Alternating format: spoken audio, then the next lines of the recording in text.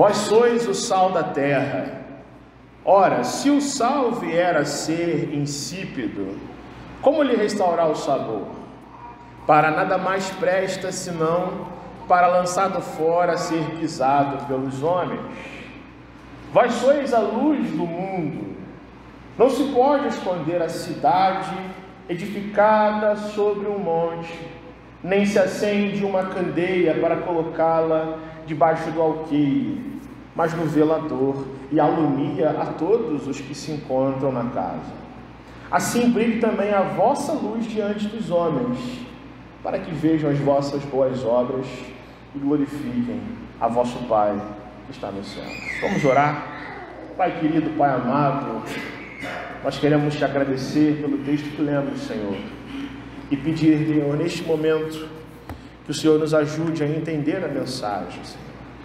Que Tu tires, ó Deus, a agitação do nosso coração, que o Senhor nos ponha concentrados contigo somente nesse momento, Senhor.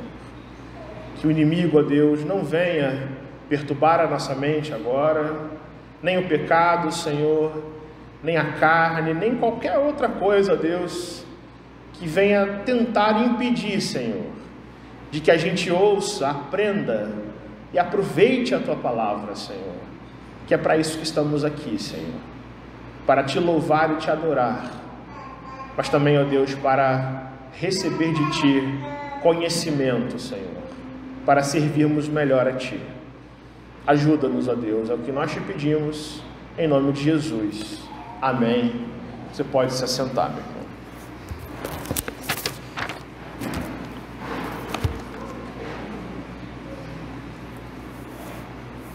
O que o Senhor Jesus aqui deixa muito claro, meus irmãos, dentre muitas coisas que nós precisamos pensar na nossa vida como servos do Senhor, com a ideia de que temos um chamado da parte de Deus para servir e trabalhar para Ele, é que existem duas coisas que Deus não gosta. Existem duas coisas que Deus não gosta quando o assunto é ser discípulo de Cristo, e Ele deixa muito claro isso para nós quando nós pensamos na missão do Senhor. Se eu e você queremos ser discípulos de Cristo e não pessoas meramente religiosas, a gente precisa entender que Jesus não gosta do mundanismo e do isolacionismo como atitudes dos seus discípulos. Mundanismo seria basicamente o crente ter um estilo de vida semelhante às pessoas do mundo. Isso é o mundanismo. É a secularização. É a relativização de valores e princípios. É a gente querer ser pessoas que acham que Deus existe apenas para satisfazer as nossas vontades, e a gente querer viver do jeito que a gente bem entende. O mundanismo significa a gente tomar a forma, não como imitadores de Cristo, mas tomar a forma dos ensinos e valores que o mundo trata como normais. É a gente achar que a vida com Deus, ela não implica em consequências morais, em consequências de mudança de ética, de pensamento, de princípios, de valores. De a gente querer criar as nossas próprias leis, desviando-se da lei de Deus e da verdade do Senhor. Isso é uma coisa que Deus não gosta. Deus não gosta de discípulos que querem viver do seu jeito. Deus não gosta de pessoas que dizem eu sou do Senhor, mas não fazem a menor ideia do que estão dizendo. Eu sou de Jesus, mas não entendem que a vida com o Senhor Jesus não é uma porta larga, uma porta estreita.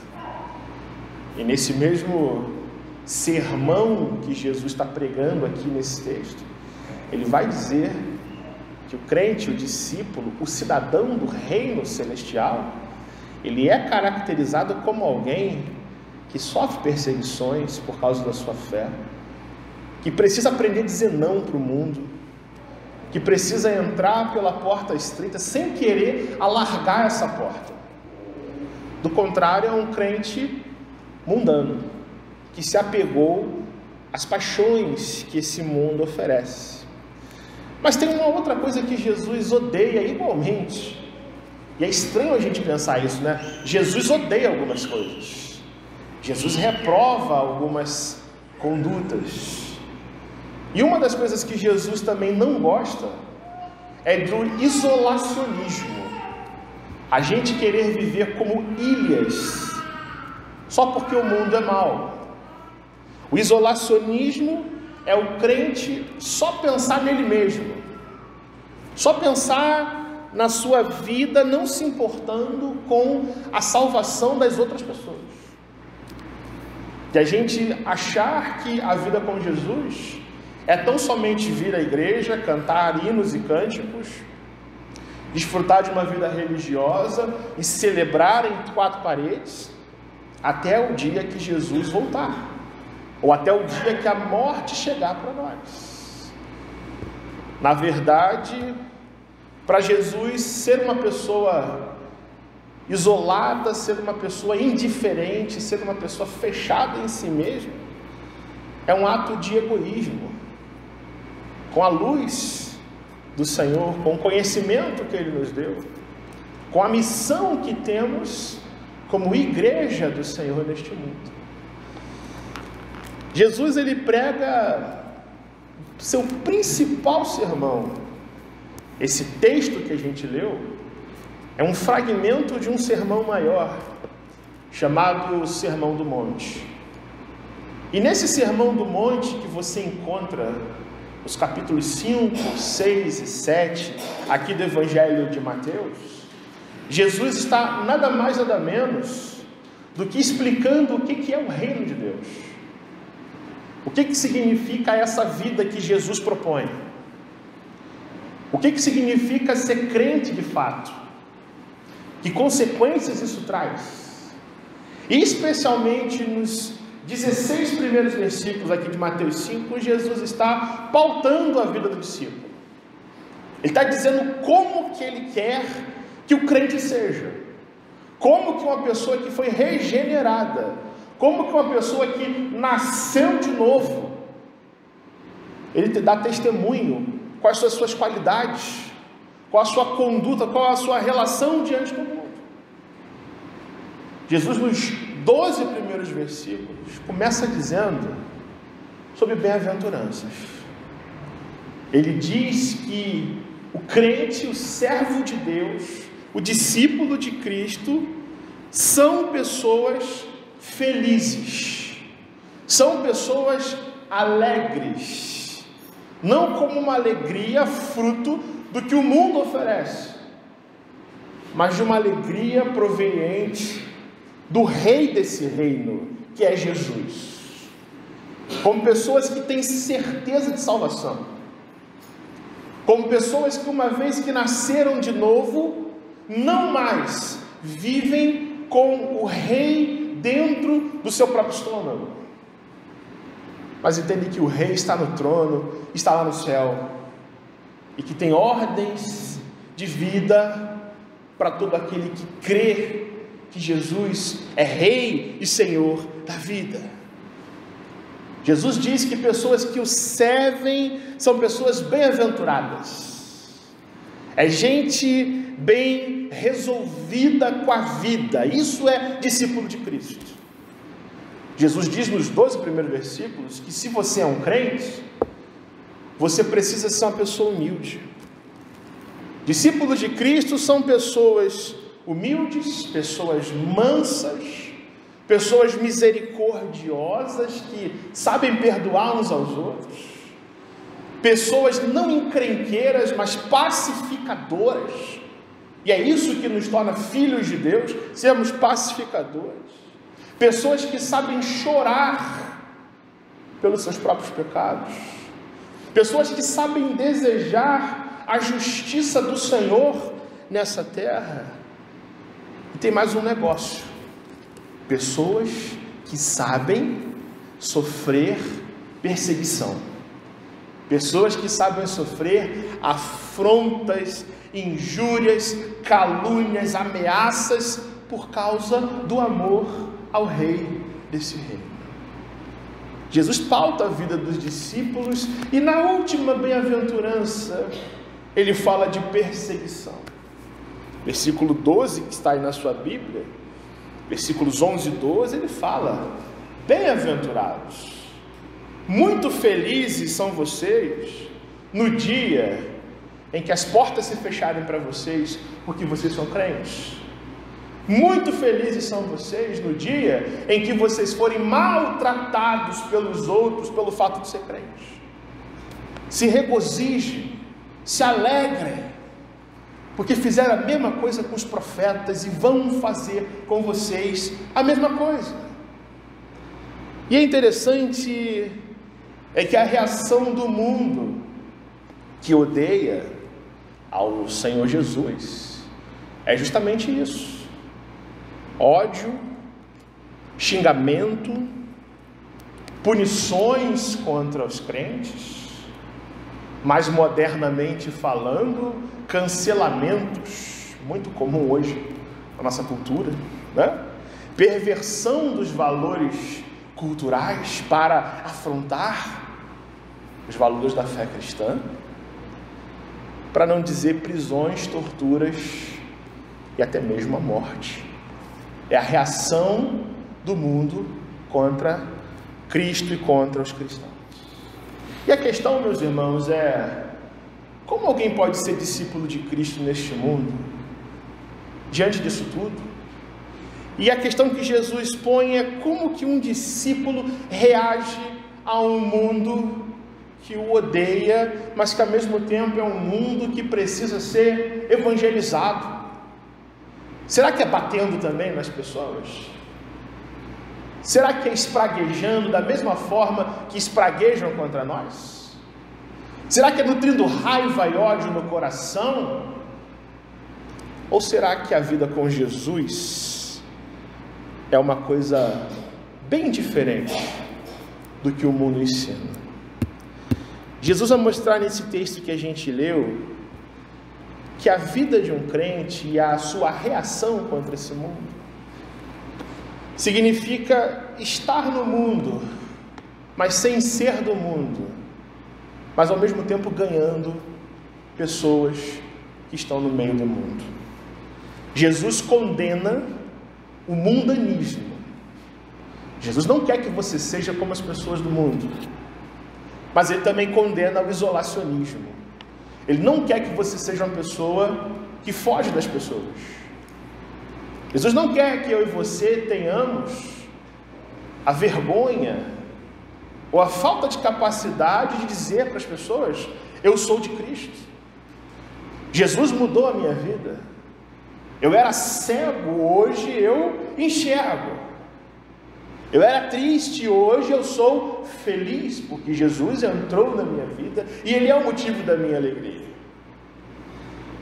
E aí Jesus vai usar uma metáfora muito conhecida por nós, uma comparação, uma ilustração, para dizer que esses mesmos crentes, que esses mesmos discípulos, se eu e você recebemos a Cristo no coração, se eu e você somos pessoas bem-aventuradas, mansas, misericordiosas, pacificadoras, filhos de Deus, portanto, qual é a nossa reação diante do mundo?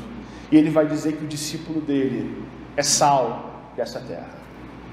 Ele vai dizer que o discípulo de Cristo é luz, luz nesse mundo. Versículo 13, Jesus começa dizendo: vós sois o sal da terra. E faz uma advertência muito clara: se vocês são o sal da terra, vocês não podem deixar de salgar. Se vocês são o sal dessa terra, vocês não podem perder o sabor. E é interessante porque eu e você conhecemos o que é o sal. Eu e você compramos sal no mercado. Eu e você usamos o sal na sua característica culinária. Nós sabemos muito bem como é que é comer uma comida sem sal.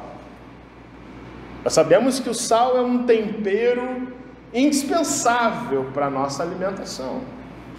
Algumas pessoas são até fissuradas por sal, não é isso?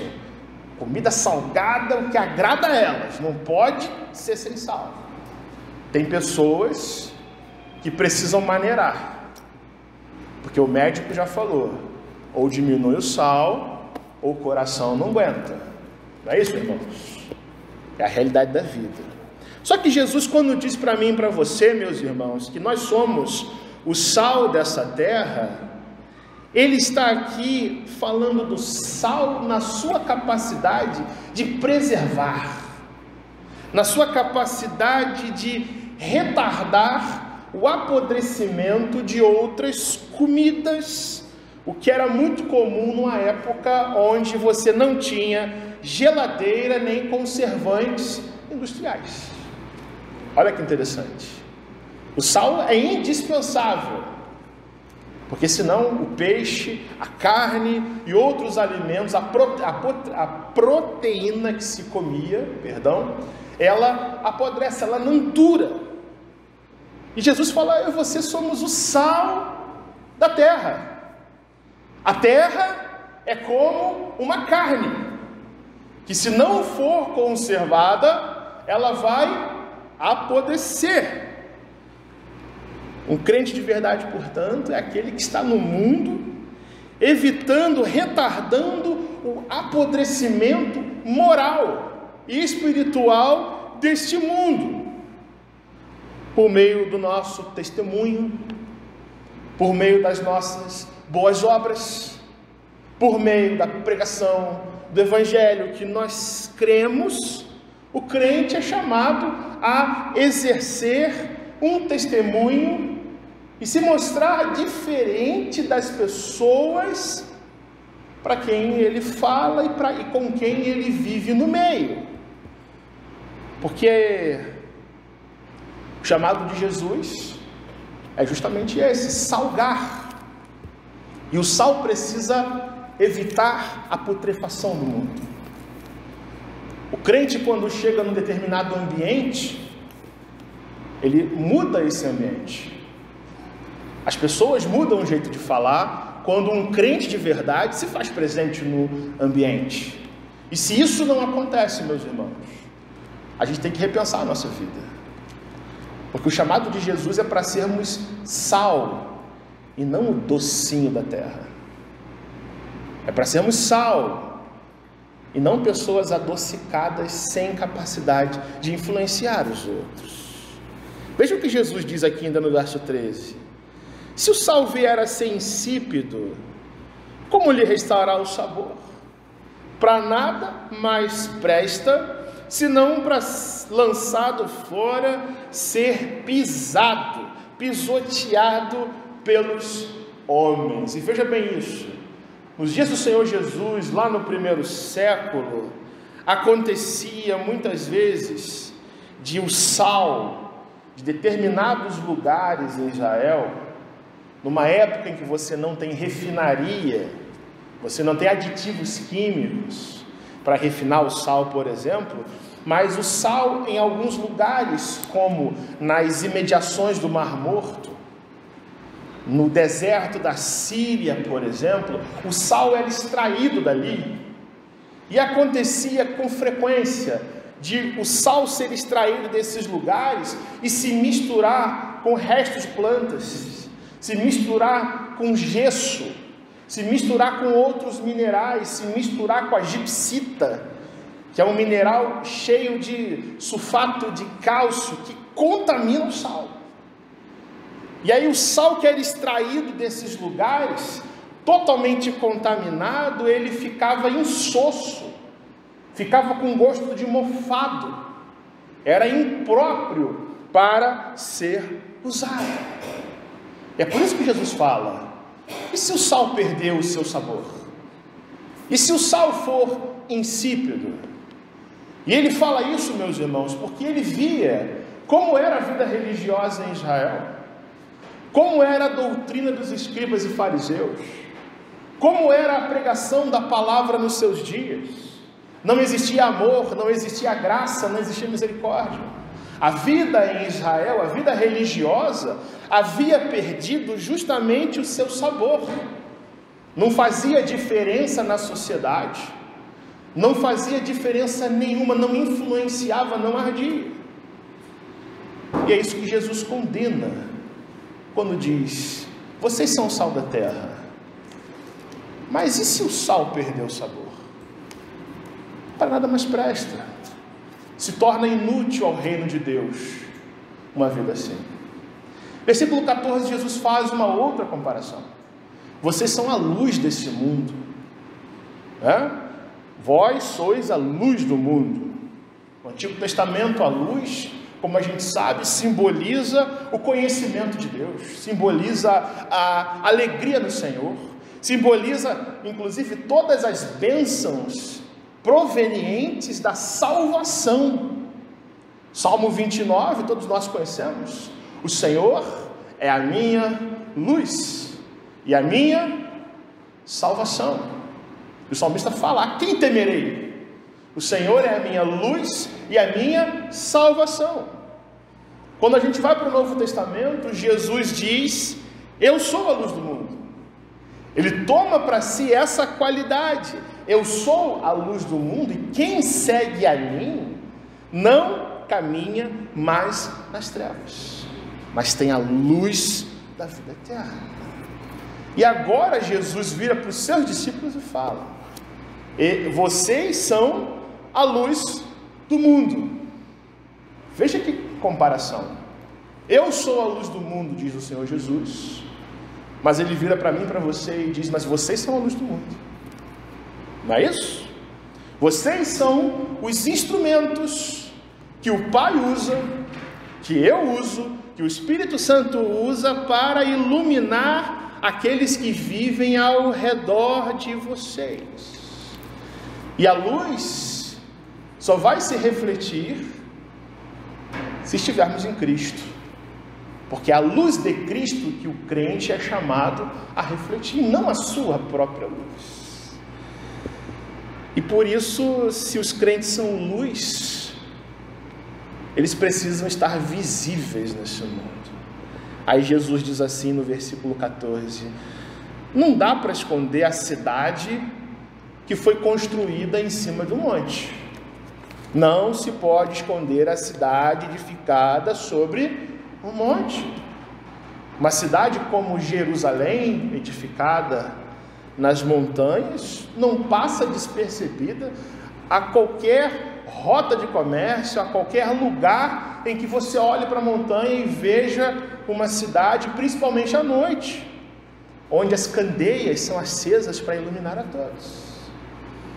Uma cidade como Esfate, por exemplo, ficava ao redor ali do Mar da Galileia, era admirada pelas pessoas porque de noite as lâmpadas eram acesas e dava para ver Esfate de outras cidades, e lá de dentro do Mar da Galileia, olhando para o horizonte, você via aquela cidade brilhando de lâmpadas, de candeias. Estamos falando de uma época onde não existia rede elétrica, onde não existia light, onde não existia Enel. Se isso é bom, se isso é ruim, isso é uma outra questão. Ok, irmãos? Mas Jesus está dizendo que a vida de um crente é assim. A luz precisa estar visível. Você não esconde uma cidade edificada no alto de uma montanha. Versículo 15. Nem se acende uma candeia para colocá-la debaixo do alqueire, mas no velador, para iluminar todo mundo que está dentro de casa. Candeia era uma lâmpada feita para ser colocada no velador, que ficava geralmente na viga central de uma casa bem no alto, e não dentro do alqueire, que era uma tigela usada para medir alimentos. O que Jesus está querendo dizer no versículo 15? Que ninguém que quer iluminar uma casa coloca a lamparina, coloca a candeia debaixo de um pote, mas coloca no lugar mais alto da casa. As casas das pessoas que ouviam a Jesus ali, na sua grande maioria pessoas pobres, eram casas que tinham apenas um cômodo. Não tinha quarto, cozinha, banheiro, tinha apenas um cômodo. E as pessoas não entendem isso. Luz é para ficar no alto. Luz é para iluminar todos os que estão dentro da casa. Em outras palavras, o Pai Jesus, quando chama a mim e a você a salvação, Ele não faz sem propósito. O desejo de Deus, o desejo de Jesus é que os seus discípulos sejam como a luz, brilhem no mundo que está nas trevas, que sejam pessoas eficientes no seu testemunho para aparecer no mundo que jaz na escuridão. E como que um crente do Senhor Jesus ele brilha? De que maneira ele é chamado a refletir a luz de Cristo? Versículo 16, então, Jesus faz uma ordenança, um mandamento: brilhe também a vossa luz diante dos homens, para que os homens vejam as boas obras de vocês e eles glorifiquem ao Pai que está nos céus. O que Jesus quer dizer com isso, meus irmãos? Que o brilho da luz de Cristo são as boas obras. É o que o crente pratica nesse mundo como servo do Senhor. São as coisas boas que o crente produz para revelar a fé que tem, para mostrar o amor de Cristo e para glorificar o nome do Senhor nesse mundo. É o que Deus usa para tomar glória para si e para conduzir muitas pessoas ao arrependimento. Nós lemos a Bíblia, e as pessoas que não têm Bíblia, meus irmãos, elas leem a nossa vida, nosso testemunho, as nossas palavras, a maneira como tratamos as pessoas na sociedade, seja influenciando ou sendo nós influenciados, nós estaremos brilhando ou não, refletindo ou não, sendo sal da terra ou não, para a glória desse Deus. E Jesus quer dizer para mim e para você nessa manhã, que a missão que Ele tem para mim e para você, não se trata necessariamente, ou não se trata tão somente de um trabalho, de uma tarefa, de um departamento da igreja, de um compromisso, mas a missão que Jesus tem para mim e para você ser sal e você ser luz, tem a ver muito mais com testemunho, tem a ver muito mais com atitude de vida, é pregar a palavra, é falar do amor de Jesus, mas é fazer isso também com boas atitudes na vida das pessoas, a fim de que o que Jesus falou no último versículo aconteça. O mundo nos veja e as pessoas sejam atraídas pelo Evangelho a glorificarem a Deus. Tem duas coisas que Jesus diz sobre como nós devemos fazer a missão nesse mundo. Como nós devemos fazer a missão dele nesse mundo é o que a gente tem que pensar. O mês de agosto, meus irmãos, não é só o mês do presbiterianismo nacional, não é só o mês das missões, mas é o mês da gente se lembrar que muitas vezes nós nos esquecemos de fazer a missão, que muitas vezes a gente está pensando em tantas coisas na nossa vida que não tem nada a ver com Jesus, que esquecemos muitas vezes de ser sal e de ser luz, e corremos o risco de perder o brilho e nos tornarmos um sal insosso. E é isso que Jesus vem dizer a nós nessa manhã, que Ele não quer que aconteça comigo e com você. Primeira coisa que a gente tem que entender, meus irmãos, é que para fazer a missão de Deus nesse mundo, nós temos que ter um testemunho que nos diferencia desse mundo.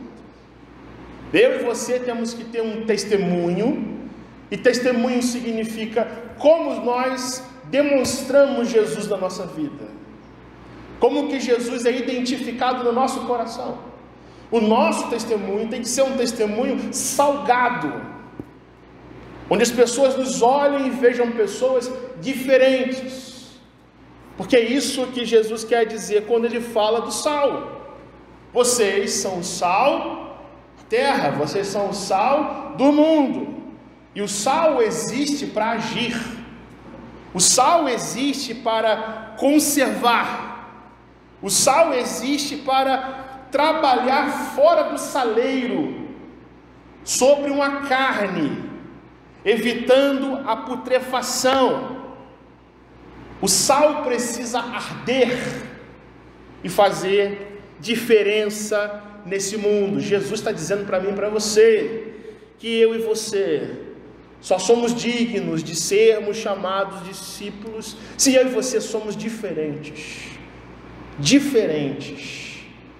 daqueles que não amam ao Senhor e não o conhecem. Porque se não for assim, meus irmãos, se a minha vida e a sua vida for igual de todo mundo, se a gente fala do mesmo jeito que as outras pessoas sem Jesus lá falam, se o nosso palavreado é o mesmo das pessoas que estão lá fora, se a nossa atitude de conviver com as pessoas, se o nosso nível de paciência com os outros é igual de uma pessoa destemperada que não conhece a graça do Senhor, a gente é sal insosso.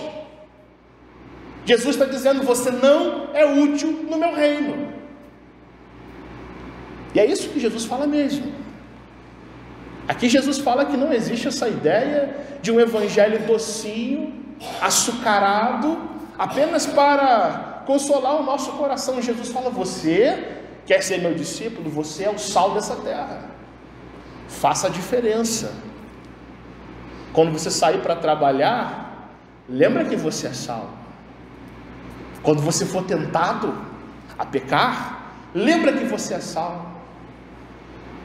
Quando você for falar com os outros a respeito do que aconteceu com a vida de terceiros, lembra que você também é sal, e não uma pessoa encrenqueira, e não uma pessoa fofoqueira, e não uma pessoa que levanta falso testemunho contra os outros. Vós sois o sal da terra. Discípulo do Senhor Jesus de verdade é aquele que tempera, é aquele que quando chega em determinado lugar, meu irmão, a conversação muda, o palavreado muda, as pessoas olham e dizem: é crente no Senhor Jesus, portanto vamos agir de um jeito diferente. Eu pergunto para você nessa manhã, meu irmão, no seu ambiente familiar tem sido assim? No seu ambiente profissional, na sua conversa com seus amigos, ao você tratar com seus clientes, ao você tratar com o seu patrão, ao você conviver com as pessoas na sua vizinhança, as pessoas reconhecem você como discípulo de Cristo, sendo você uma pessoa diferente? Porque não tem sentido, meus irmãos, falar de missão, se a missão do Senhor Jesus não transforma o nosso coração. Se na hora da gente expressar o amor de Deus, nós somos as pessoas que mais induzem os outros a pecarem. Tem muito crente vivendo assim hoje. Tem muito membro de igreja que é assim. Eu pergunto para você, na sua família isso é a realidade? Nos seus almoços de família, o papo é cheio de pecado, com a sua conivência, ou o tom da conversa muda porque há uma pessoa salgando o ambiente? É sobre isso que Jesus quer falar. Porque só vamos fazer a missão de Deus, meus irmãos, se primeiro a gente tiver um testemunho que em Jesus Cristo nos torna diferentes deste mundo e pessoas semelhantes e imitadores do Senhor Jesus. Ele foi reconhecido neste mundo como uma pessoa diferente e reconhecido como um ser humano perfeito, sem pecado. E é o Senhor Jesus que eu e você, que nascemos de novo, precisamos imitar. Mas a segunda coisa que Jesus fala nesse texto é que nós fazemos a missão dele tendo também um testemunho que influencia os outros, que é influência no meio. Jesus então fala que o crente é a luz. Vocês são a luz. E a luz, meus irmãos, é para ser percebida. Ninguém acende uma luz dentro de casa para ficar com dificuldade de enxergar as coisas. A luz é acendida para dissipar a escuridão e dar a direção e dar um norte. E a função dos crentes então é iluminar o mundo com o seu agir. E Jesus é muito claro, influenciando pessoas a glorificarem ao Pai que está nos céus. Preste bem atenção nisso, meu irmão, não converse nesse momento. Se Jesus condena o mundanismo, ele também condena a vida isolada que não dá frutos. Se de um lado Jesus manda você ser sal, ele também condena uma vida que não produz luz para a glória de Deus. E o que acontece muitas vezes, meus irmãos, é que muitas pessoas afirmam amarem a Deus, muitas pessoas creem no amor de Deus, mas muitas vezes não se fala de Jesus para o próximo. Há muitos crentes que muitas vezes passam 30 anos dentro de uma empresa, 30 anos dentro de um lugar de trabalho, e as pessoas nem sabem que essa pessoa é crente. E isso é a luz que está escondida. Isso é a luz que não brilha, que não reflete, meus irmãos. E é da gente se perguntar, qual o tempo despendido, qual o tempo que nós desempenhamos para falar do amor de Cristo para as pessoas? Quantas conversas nós temos por semana, meus irmãos, sobre tantas amenidades, sobre tantas coisas que não edificam? Quanto tempo nós passamos diante da televisão, diante de aplicativos de celular, nos esquecendo, muitas vezes, das oportunidades que Jesus nos dá para abrir o nosso coração, para falar do seu amor para aqueles que não o conhecem. E Jesus está dizendo então que se o nosso propósito, se nós somos criados para ser luz nesse mundo, é para nós fazermos as pessoas glorificarem a Deus. Brilhe a vossa luz diante dos homens, através de obras como perdão, através de obras como pregação da palavra, de socorro aos necessitados, de manifestação do amor de Deus, agindo como se Cristo agisse por meio de nós. Se Cristo agisse por meio de você, meu irmão, como seria a sua atitude? Diante daqueles que perseguem você, por exemplo. Jesus está falando como o crente reage ao mundo que o odeia. Há pessoas que não querem ouvir o Evangelho. Há pessoas para quem a gente vai falar e elas vão repudiar o testemunho. E o chamado da salvação é justamente esse. Cristo se entregou por nós. Ele se fez carne, ele se fez homem. Ele morreu a nossa morte.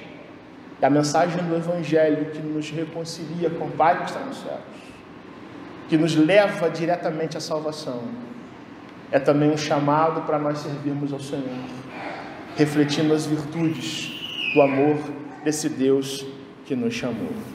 Essa manhã o nosso Deus nos chama, meus irmãos, a viver tudo isso, a nós aplicarmos isso, e a ordem de Jesus para mim e para você, para fazermos a missão dele, é eu e você aprendermos a amar o nosso Deus com exclusividade, porque só vamos conseguir ser pessoas diferentes desse mundo, se primeiro nós aprendermos a amar ao nosso Deus acima de todas as coisas.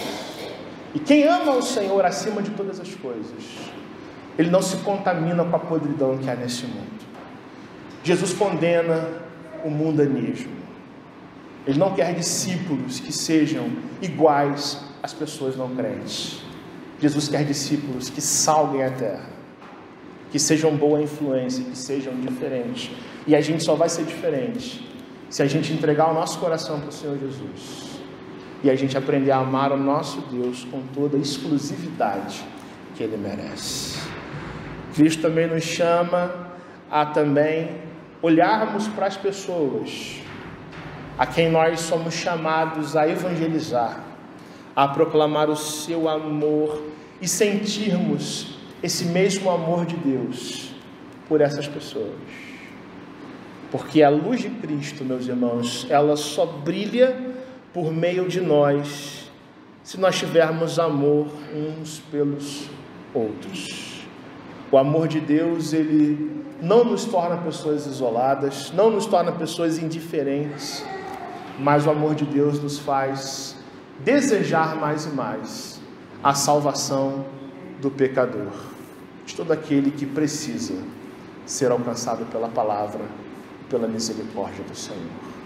Que o Senhor nos abençoe, que Ele nos ajude a realizar a missão dele nesse mundo, com bom testemunho, sendo nós sal da terra e luz do mundo. Vamos fechar nossos olhos e vamos orar ao Senhor.